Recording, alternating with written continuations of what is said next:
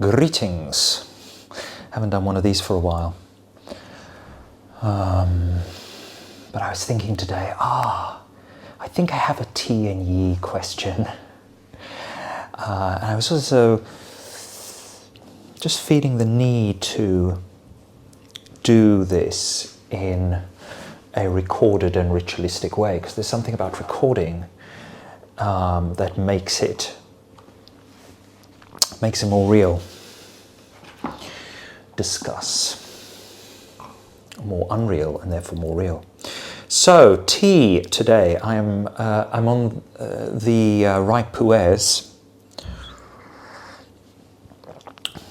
I ordered a whole series from this guy called Tea Guru, who is a tea purveyor in the UK. The one I'm drinking today is a 2013 Yiwu Gushu, which is quite nice, but it's pretty it's quite a savoury, I would say, puer, which is, I'm used to more woody, leathery, sort of quenchy. This one, my first thought was bovril, but then I thought, no, that's unfair. It's not bovril. It's more like a kind of, almost like a seaweed broth. Anyway, for the second round, I am doing a little sprinkling on top. I know, yes, mixing puers. A little sprinkling on top of this other thing that I absolutely adore, this 2013 Menghai Tea Factory strongest flavor Rilke Puer tea cake. Oh man, this stuff is good. But it's £100 for a cake, which is a pity. It's a pity when you discover that the things that taste really, really good also are expensive. I think that's maybe slightly out of my pocket. I don't know. So, today's question. I think in the last few weeks, which I guess is natural, but natural doesn't make it necessarily any easier. I've been moving, maybe we all have in some way, those of us who are on this sort of hemisphere, moving from that young, bright summer energy to this more yin, autumnal, muted, instead of building, increase, vibrancy, it's a sort of dying down, pulling back, withdrawing, going into a kind of hibernation, but also going into a kind of a slightly sort of dark place. And that darkness can sometimes manifest as a sort of emptiness, a kind of slightly desolate,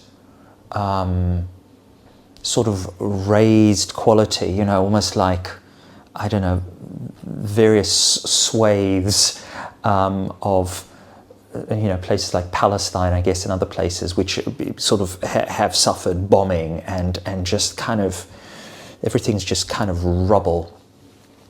That could be quite yin. The kind of the tearing down after all of the building up of yang. And so what question might one actually ask from that space?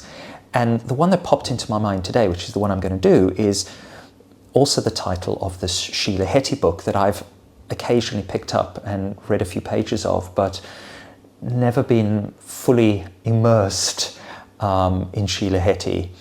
But I really like the title of the book, which is How Should a Person Be? And I think when one is maybe struggling with a certain loss of personhood. I'm thinking of that emoji, the emoji with the melting head emoji, and it's sort of becoming like a puddle. When there is some sense of personhood itself becoming like a kind of puddle of gloop, then maybe in order to restructure that personhood, we might ask the question, how should a person be?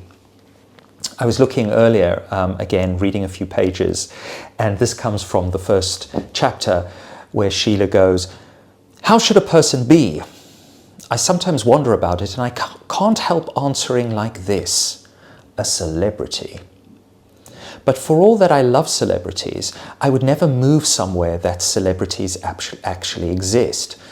She lives in Canada, by the way, and I guess in terms of just density of celebrities, fewer there perhaps. I mean, there's Canadian celebrities, but they don't really count, right?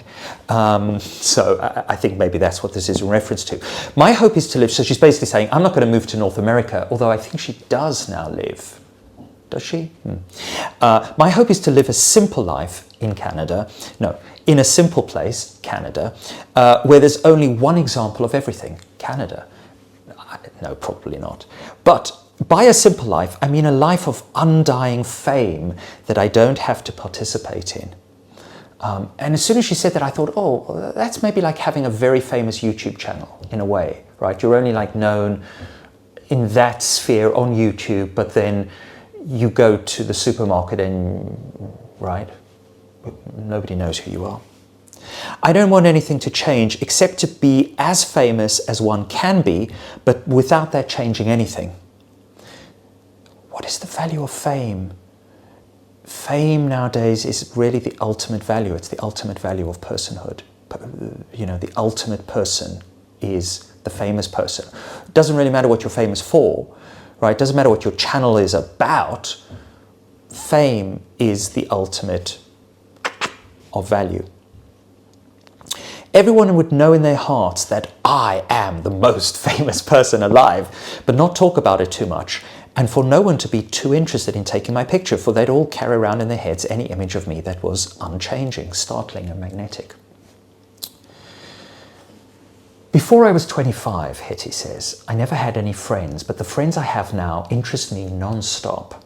Margot, this is one of her friends, compliments me in interesting ways. She paints my picture and I record what she is saying. We do whatever we can to make the other one feel famous. Yes, that's what friends are about, I think. Friends help other friends to feel famous. You're famous to me, which is basically to say, I value you, right? Whatever it is you're trying to do to bring attention to yourself, I value you for that. In this way, I should be satisfied with being famous to 3 or 4 of my friends. Yeah, that's how it should be. And yet, it's an illusion. They like me for who I am, and I would rather be liked for who I appear to be, the person on the channel, right? And for who I appear to be who I am, which, alas, probably never the case. We are all specks of dirt, all on this earth at the same time. I look at all the people who are alive today and think, these are my contemporaries. These are my fucking contemporaries. Okay, so let's pour a little bit of ripe pu'er. Take a big old gulp of that stewy, brothy mix.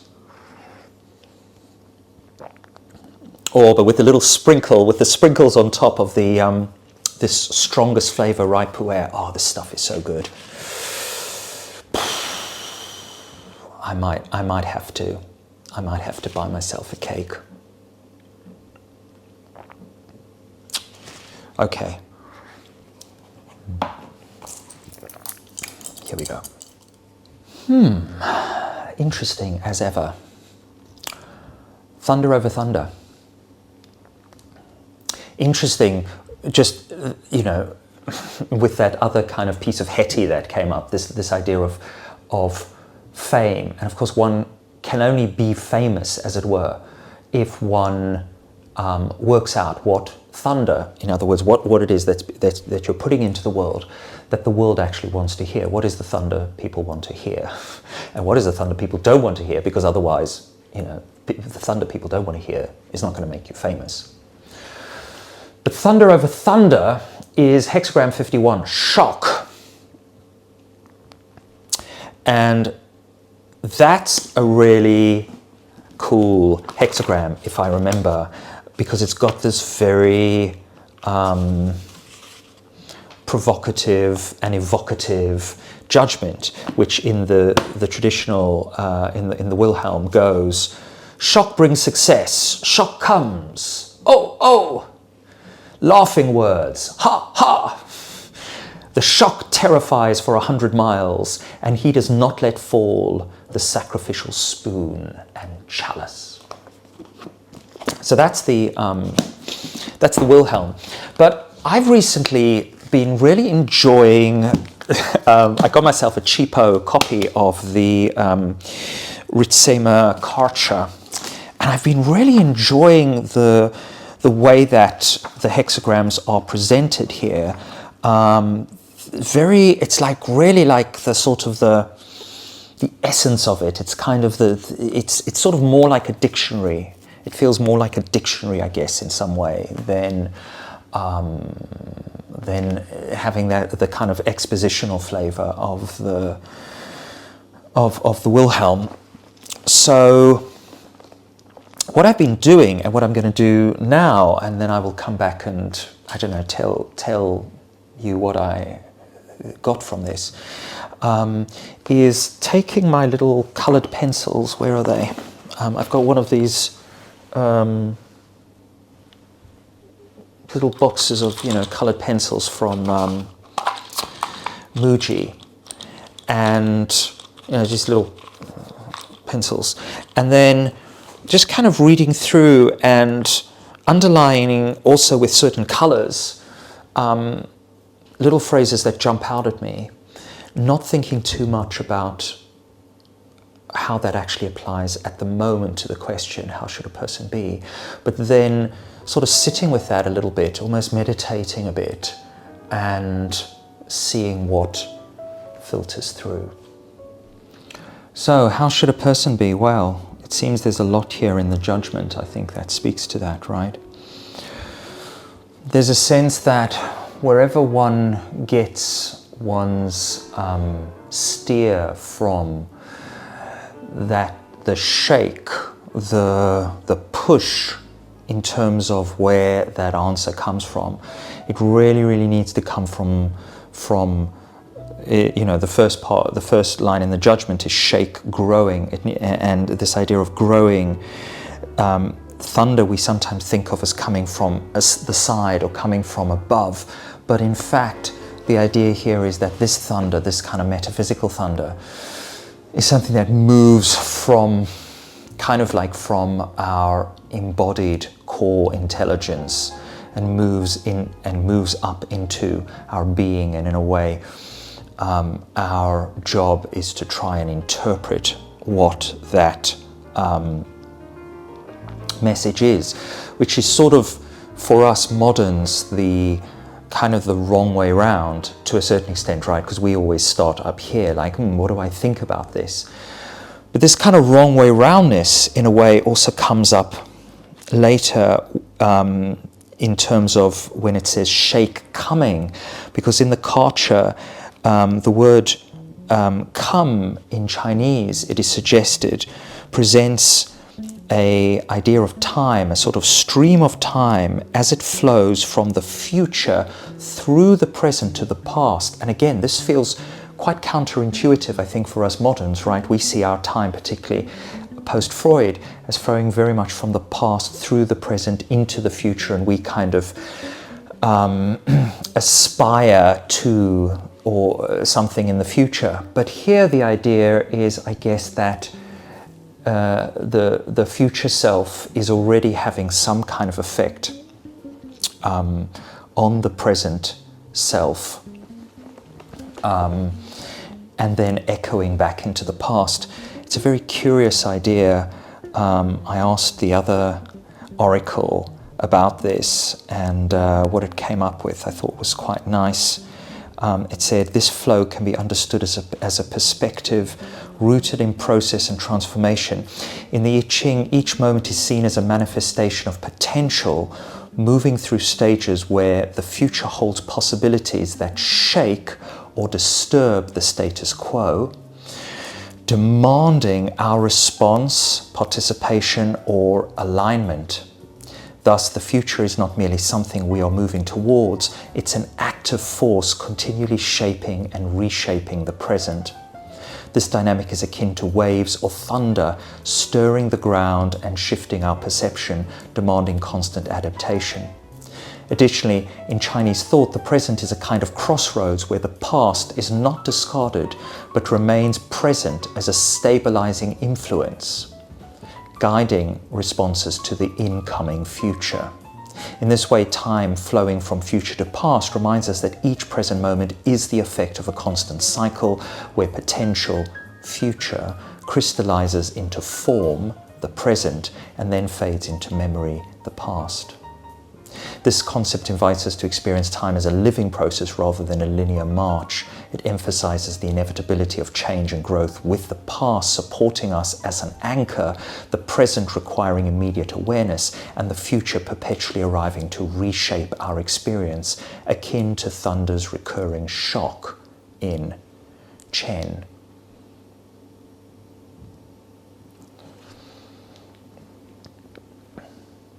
I'm not sure I fully get all that. Maybe if someone can help me understand that commentary in the comments.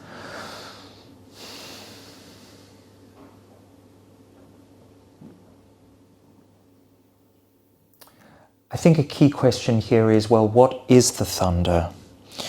Because it's the shake coming, frightening. It's sort of a sense that, is that just the worried mind sort of thinking, well, if I continue in this vein, in this very yin, dark, depressive vein, is the outcome of that going to be something frightening, something awful? Or is it in my reactive response to the present that I am feeling now, if that then manifests down a certain path, right, down that path rather than that path, is that in some way going to create a frightening future as opposed to something more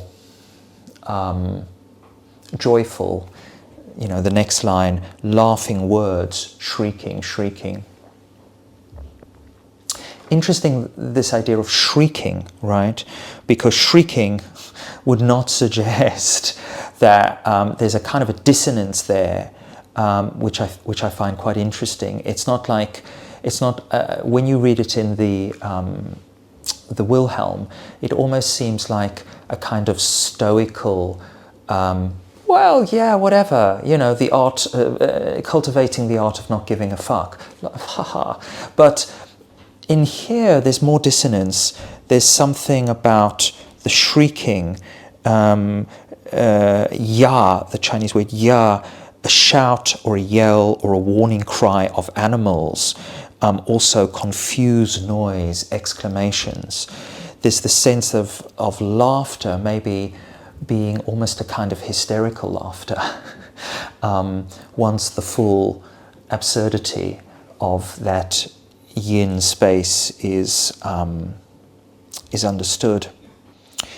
It's all moving, though, towards this